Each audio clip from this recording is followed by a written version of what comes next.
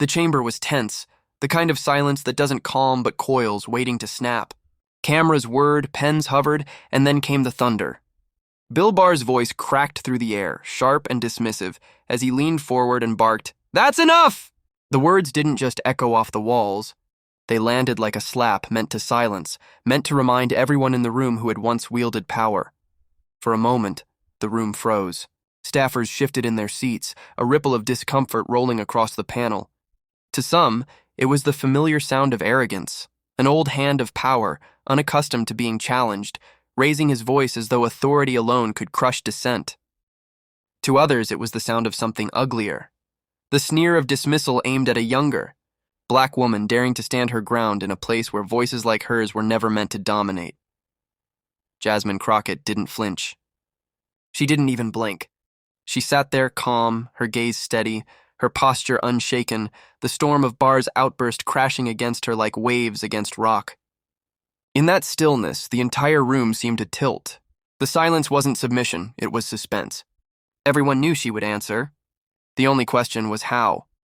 On social media, the clip was already being clipped, shared, reshared. The volume spiked at the moment of his yell. Outrage boiled in captions.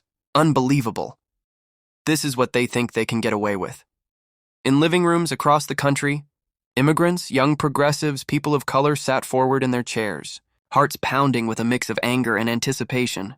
They knew this scene by heart. The attempt to shut down, the demand to stay in their place. But Jasmine Crockett wasn't about to stay in her place. Not now, not here.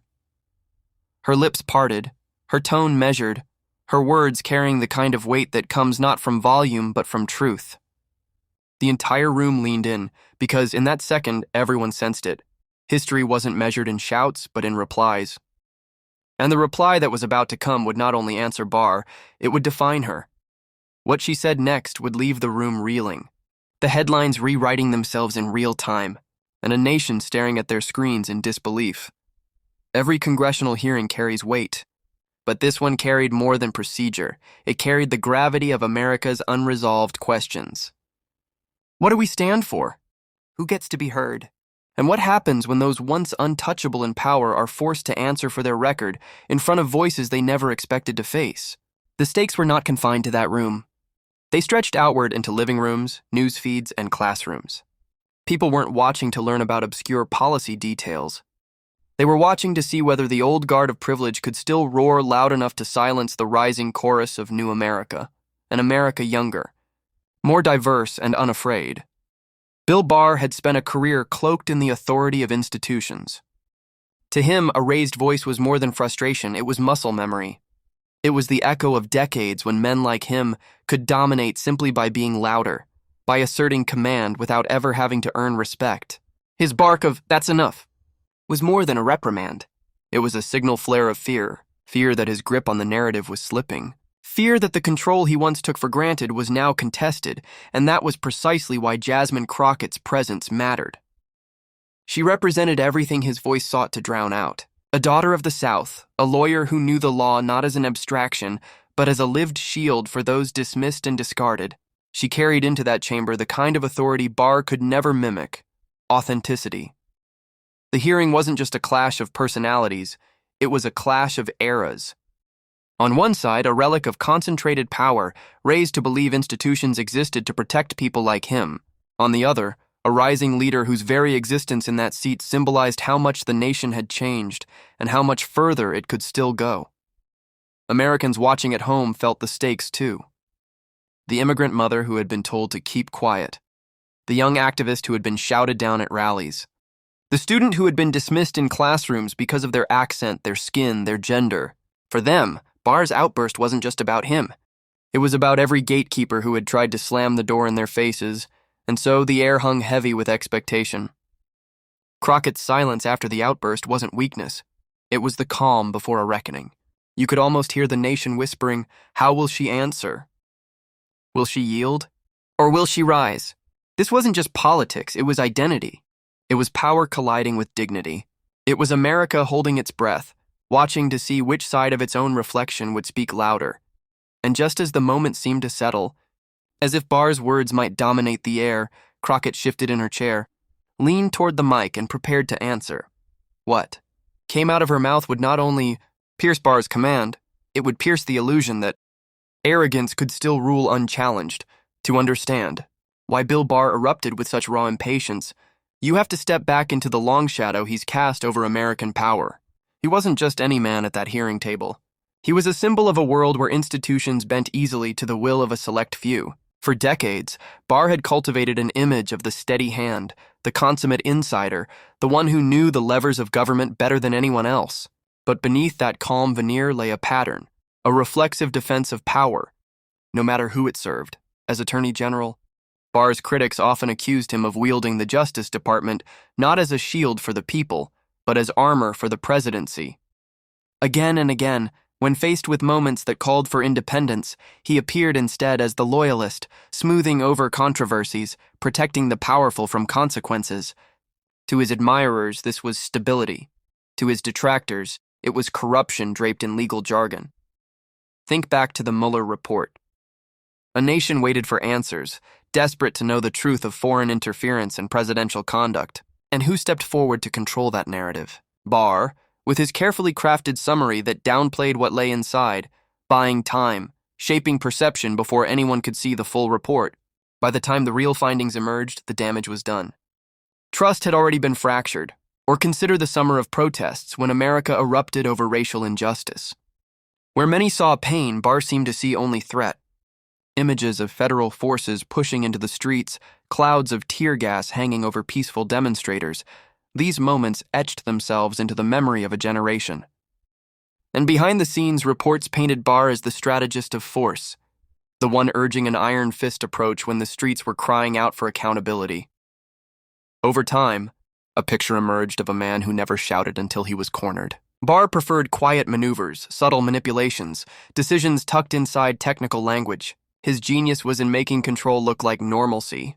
But when challenged directly, when the facade cracked, his instinct was to bark, to reassert dominance with the brute force of tone. That's what made his outburst at Jasmine Crockett so revealing.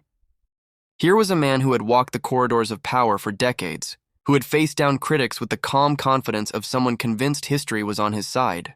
Yet in that instant, he lost the cool. Why? Because Crockett represented something Barr had never truly had to confront. The rising voices of a country he couldn't control. She wasn't intimidated by the resume, the title, the legacy. She wasn't swayed by his ability to bend narratives in the press. Instead, she looked him in the eye and demanded answers with the clarity of someone who had nothing to lose by speaking truth. For Barr, that was intolerable. His career had thrived on a certain imbalance, the presumption that power speaks and others listen. But the hearing room that day tilted against him. Cameras no longer worked solely to his advantage. They now amplified every crack in his composure. Social media no longer obeyed the press releases. It tore through them, dissected them, and reshaped them into memes and sound bites that traveled faster than any official statement. And so, when his voice boomed, "That's enough!" it carried not just authority, but desperation. It was the sound of a man trying to claw back control in a world where his grip was slipping. The irony was sharp. The louder Barr grew, the smaller he seemed. What once looked like command now looked like panic. What once felt like gravitas now reeked of fragility. And as that transformation unfolded in real time, Americans at home could feel the shift. They weren't just watching a clash of two individuals. They were witnessing the unraveling of an old guard that had long dictated who got to speak and who didn't. The villain wasn't a cartoon caricature, it was something more unsettling. The face of entitlement, confident for decades that its voice was final. Suddenly realizing that confidence was no longer enough, and in the silence that followed his yell, the contrast became impossible to ignore. Barr had the past on his side. Jasmine Crockett had the future. The only question left was how she would seize it. Long before, Jasmine Crockett's name trended on social media. Long before her poised face filled the screens of a nation hungry for dignity. She was simply a daughter of the South, raised in a world that tried to tell her where she didn't belong. The South has always been complicated ground-rich in history, but also scarred by battles over who gets to speak and who gets to lead. For Jasmine, those contradictions were never abstract. They were lived every single day as a child. She watched how her community bore the brunt of neglect and indifference, how the people who worked the hardest seemed to struggle the most, how doors that swung open for some were slammed shut for others. Those lessons didn't fill her with cynicism, they filled her with fire. Fire to prove that intelligence, persistence, and sheer will could break through walls meant to confine. She carried that fire into law school, where she trained not just to recite statutes, but to wield them as weapons for justice. While classmates dreamed of lucrative careers, Jasmine gravitated toward the work no one else wanted: the pro bono cases. The clients who couldn't pay, the battles that promised no glory but mattered all the same. To her, the law wasn't a ladder for personal gain. It was a shield for those who had none. In the courtroom, she built her reputation as a fighter, not loud for the sake of being loud, but unrelenting when the stakes demanded it. Judges noticed. Opponents noticed. And so did the community she served. People who had been told all their lives that their voices didn't count suddenly found themselves represented by someone who knew not only the letter of the law, but the weight of silence they had carried. That credibility carried her into politics. Jasmine Crockett wasn't the type of candidate polished by consultants and handlers. She wasn't scripted to avoid controversy. She ran as she lived, sharp, unapologetic, unwilling to water down truth just to make others comfortable. And people responded.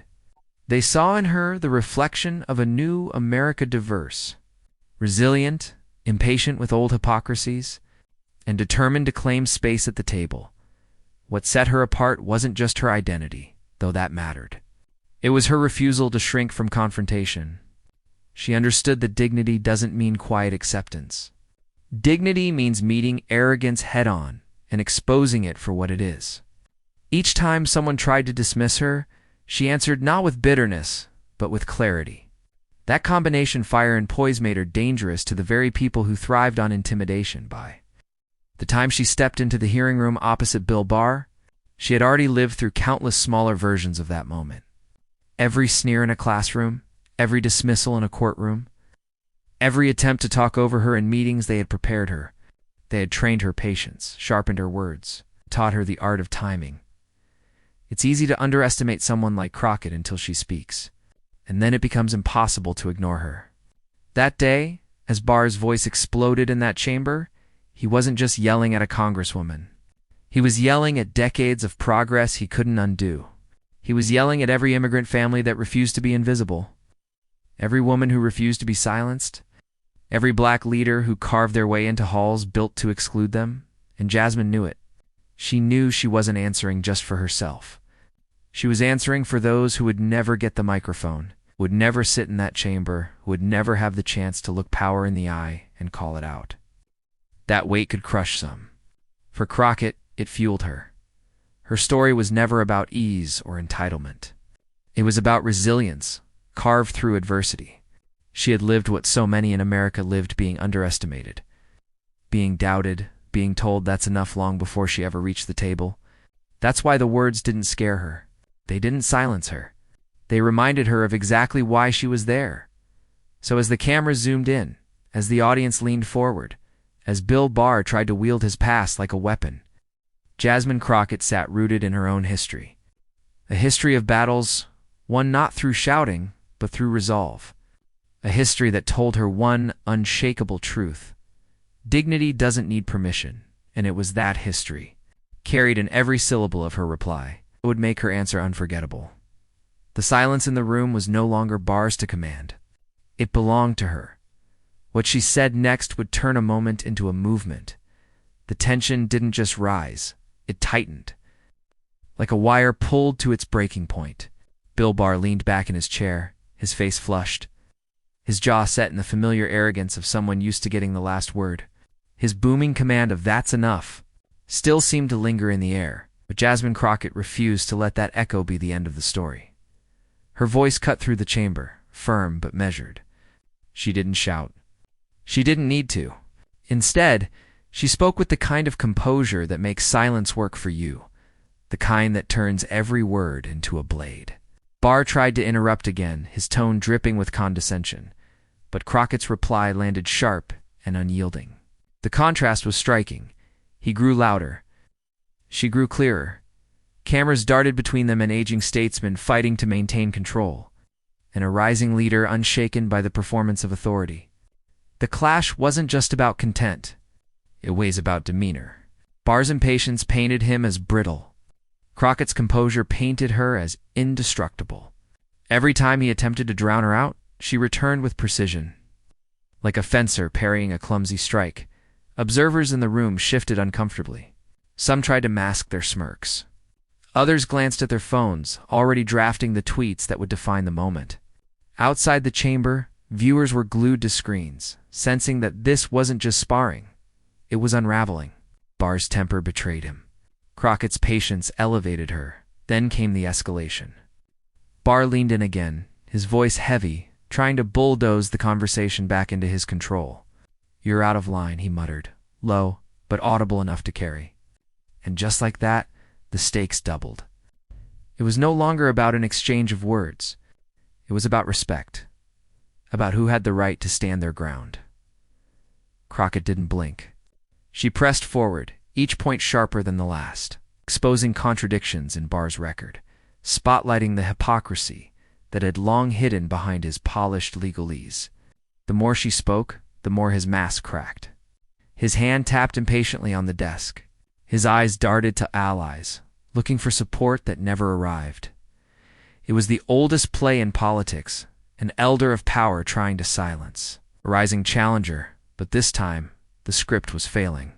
The harder he pushed, the stronger she seemed. And then it happened again. Barr raised his voice, louder than before, trying to smother her words with sheer force. The chamber rippled with tension, as though the walls themselves recoiled. This was no longer debate, it was raw, unvarnished clash. But Crockett, unshaken, leaned closer to her mic. Her voice, steady and deliberate, slid between his shouts like a knife through fabric. She didn't fight volume with volume. She fought arrogance with truth, and the truth had a resonance Barr's bluster could never match. By now, social media was ablaze. Clips of the duels spread like wildfire, side by side, comparisons capturing the unraveling dynamic. The hashtags told the story, hashtag she owned him, hashtag dignity of her arrogance, hashtag Crockett vs. Barr. Inside the room, allies exchanged glances, sensing what was coming. This was no longer a skirmish. It was a build-up to something larger, something explosive. Barr's patience was gone. His authority was slipping. And Jasmine Crockett, calm as ever, was about to deliver the line that would shatter the room. The escalation had reached its peak. The only thing left was to strike the moment when composure turned into counterattack. And silence gave way to a mic drop that would echo far beyond the chamber. The air felt electric. Charged with the friction of two opposing forces, Bill Barr's shoulders stiff, eyes narrowed, voice rumbling with impatience, had played his hand, domination through sheer volume. He barked his commands, demanded silence, insisted that order meant obedience. 4. A moment it might have seemed to some that the old rhythm of power would hold. But then Jasmine Crockett leaned forward, and the tone of the entire room shifted. Her words did not come in a rush. They came measured, deliberate, every syllable, sharpened by the weight of history and the certainty of truth. "You don't get to decide when my time is up," she said, her tone calm, her cadence unflinching. It was not just a rebuttal, it was a reclamation. The chamber stirred. A low murmur rippled across the audience as if the words themselves had struck a chord deeper than politics. Barr blinked, visibly rattled by the defiance, the composure, the sheer refusal to be cowed. For decades, he had relied on volume to silence dissent, on presence to intimidate challengers. But Crockett's reply revealed the weakness in that tactic. Volume cannot smother truth when truth is delivered with dignity. She pressed forward.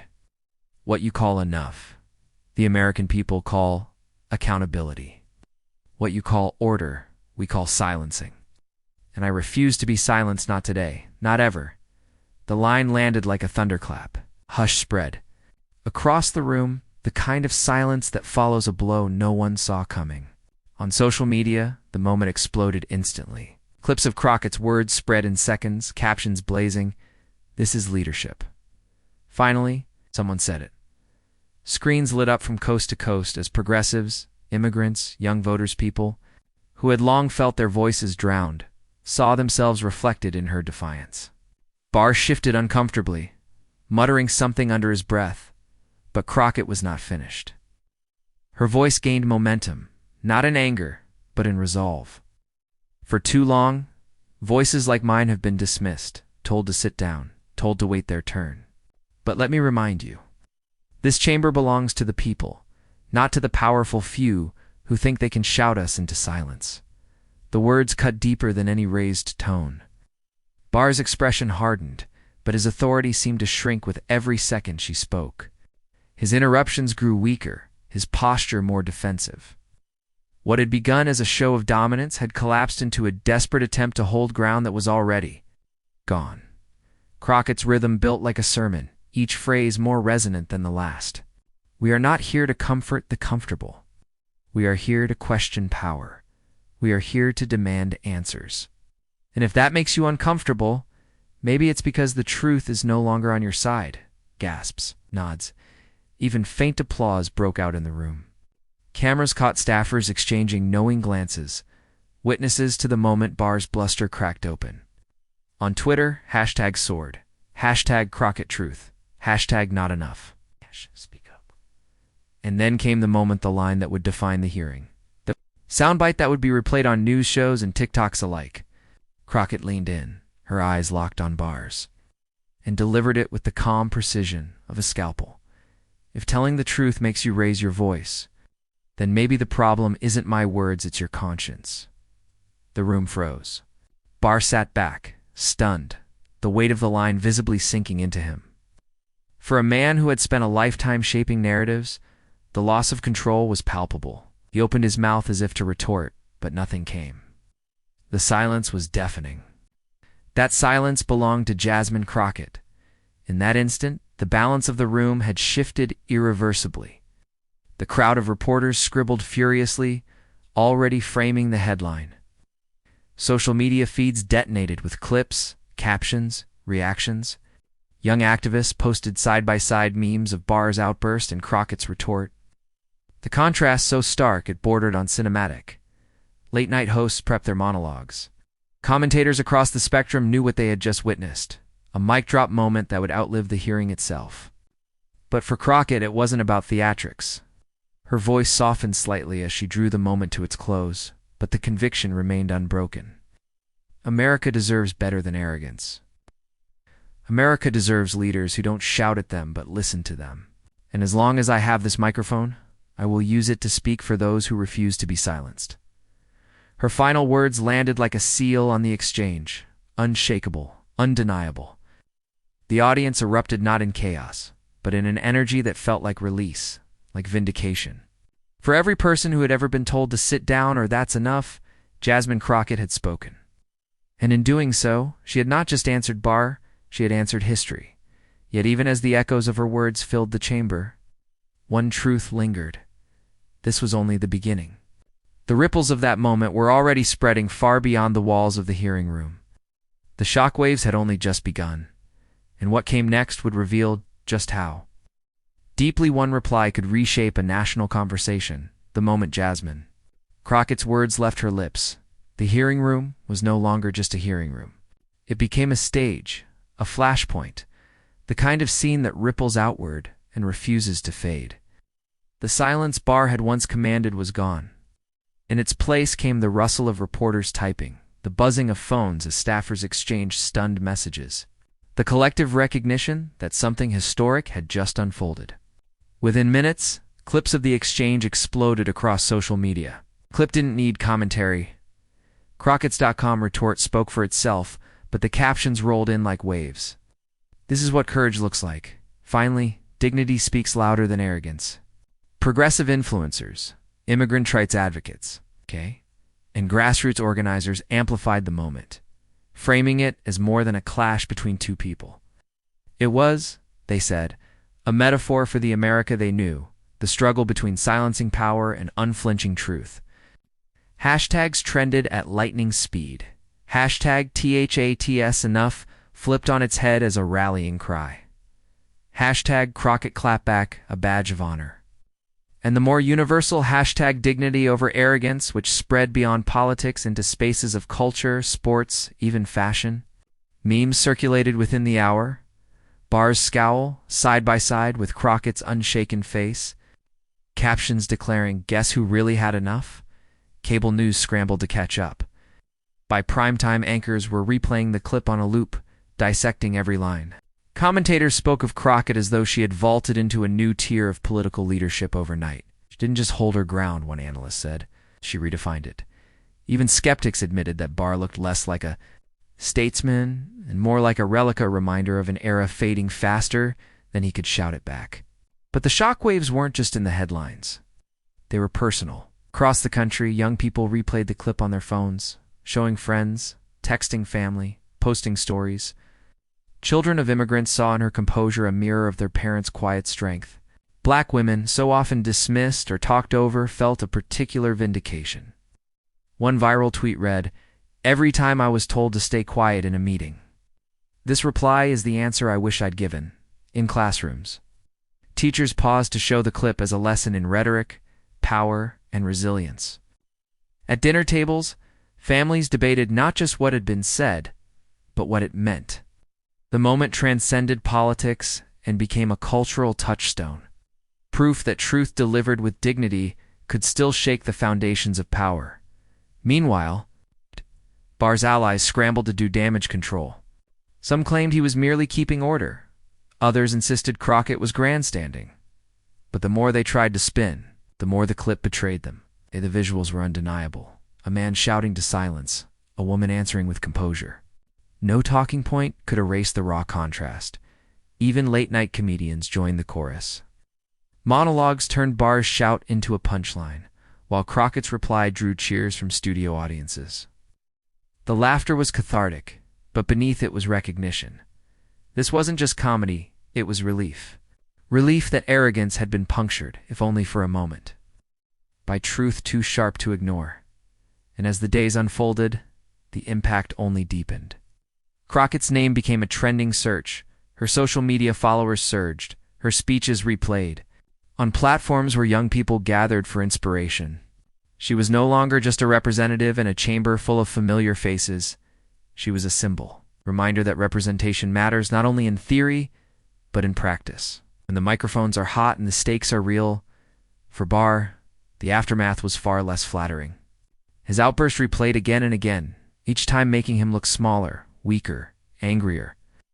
In trying to silence, he had amplified. In trying to dominate, he had exposed fragility. The irony wasn't lost on anyone, but the deeper truth of the moment was this. Crockett's reply belonged to more than her. It belonged to every voice that had ever been dismissed, every identity told to shrink, every immigrant family that carried pride in silence because the world refused to listen. Her words cracked something open, and once cracked, it could not be sealed again. The shockwaves were not just noise, they were momentum. And as the country buzzed, as hashtags soared and headlines churned, a larger question began to surface, the kind that could not be ignored.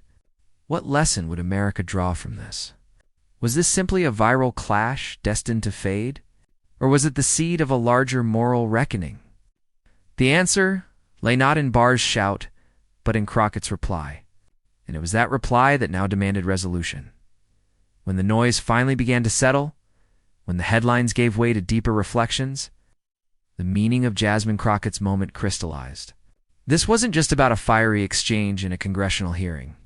It was about something older, bigger, more essential. Who gets to speak? Who gets to be heard? And who decides when a voice is enough?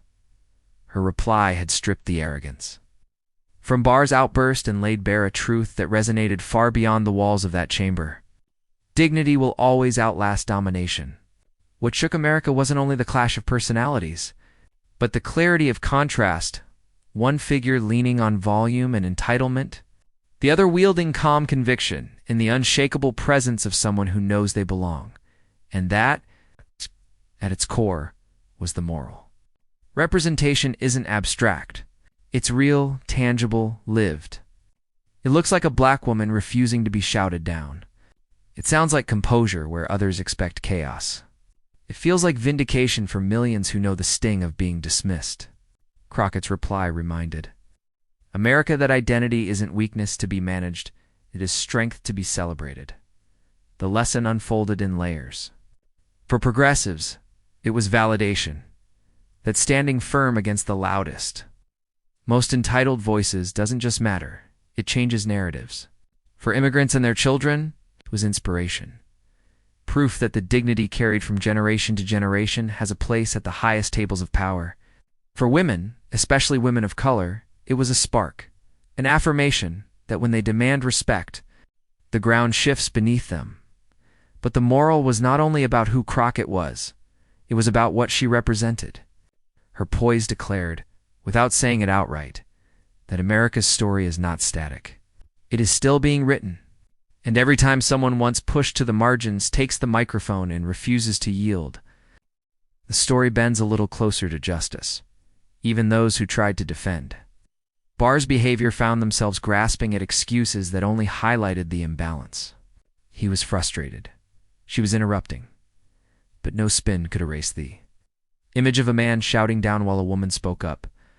And so the clip lingered, replayed not as evidence of disruption, but as testimony to endurance. That is why the moral lesson hit so hard, because every viewer could see themselves in the contrast. We have all heard someone say, "That's enough," when what they really mean is, "Stop telling your truth," and we have all longed for the courage to answer, not with anger, but with composure so undeniable that the world takes notice. Crockett's reply modeled that courage. She didn't just answer Barr, she answered history. She showed that the way to dismantle arrogance isn't to outshout it, but to outlast it. To expose its fragility by meeting it with the strength of unbending dignity. And so the aftermath became more than a viral story. It became a parable. The moral was this: power built on silencing others will always collapse under the weight of truth. Voices that refuse to shrink will always echo longer than those that try to dominate, in living rooms and classrooms. In churches and coffee shops, people repeated the story not just because it was entertaining, but because it was empowering. It offered a vision of America where justice is not delivered in grand pronouncements, but in everyday acts of courage, the kind that say, "I will not be quieted. One belong here, and my voice matters." And so, the resolution was both simple and profound. Dignity wins. Not always immediately, not always without struggle, but inevitably. The lesson of Jasmine Crockett's reply is that no shout, no dismissal. That's enough can erase the truth that justice and equality are louder than arrogance could ever be. But just as the lesson crystallized, another challenge loomed. Because moments like these are fragile, they can inspire change, or they can fade into memory. Which path this one would take was up to the audience watching, sharing, telling, and that's why the story could not end here. Because while Crockett had answered Barr, the larger question remained unanswered. What will America do with the truth she revealed? The hearing may have ended, the cameras may have powered down, but the echo of Jasmine Crockett's words still hangs in the air. What began as an attempt to silence became a rallying cry that refuses to be quieted. And that's the power of moments like these. They don't stay locked inside the halls of Congress. They spill out into our conversations, our feeds, our families, and our future's. Bill Barr's shout will be remembered as a relic of arrogance, a desperate attempt to reassert a kind of power that no longer commands respect. But Crockett's reply? That belongs to all of us now. It's a reminder that dignity, courage, and truth aren't abstract values. They are choices we can live out every day. In every room where someone tries to say, "That's enough." Because the truth is, America has had enough, but not of voices like hers. We've had enough of being dismissed, of being shouted over, of watching arrogance masquerade as authority. What we are hungry for now is exactly what she delivered: composure that cuts deeper than rage, truth that stands taller than bluster, and representation that proves every one of us belongs. So the challenge is yours. The challenge is ours. Don't let this moment fade. Share it. Talk about it. Carry it forward into your own life. And if you're ready to see more stories where dignity triumphs over arrogance, where truth drowns out the noise, then join us. Subscribe. Share. Be part of this movement. Because Jasmine Crockett showed us something undeniable. One calm voice can silence 1,000 shouts.